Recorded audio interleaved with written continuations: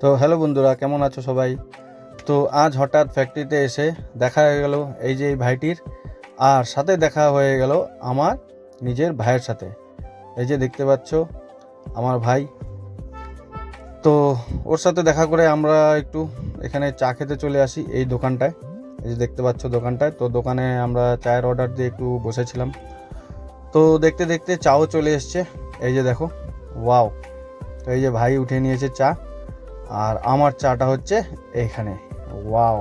এই যে দেখতে পাচ্ছ, ও অসাম, অসাধারণ।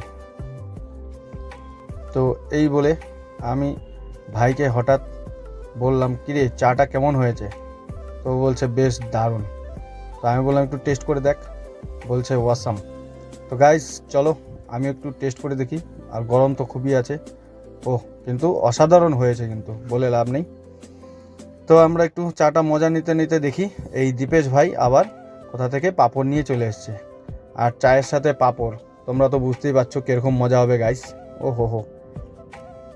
তো আমিও একটা পাঁপড় নিয়ে একটু খেয়ে দেখলাম যে পাঁপড়টার টেস্ট খুবই ভালো, কারণ একদম তাজা তখনই ফ্রাই করেছিল।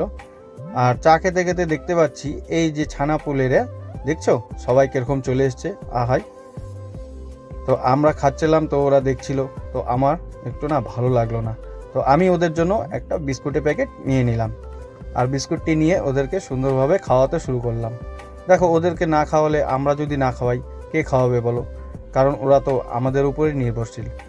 তো সবাইকে বলছি যে যেরকম পারবে এরকম যদি কাউকে দেখতে পারো, কুকুর ছানা বা অন্য কিছু, বা গরু বা কোনো কিছু জীবজন্তু, তো ওদেরকে একটু প্লিজ কিছু খাইয়ে দেবে।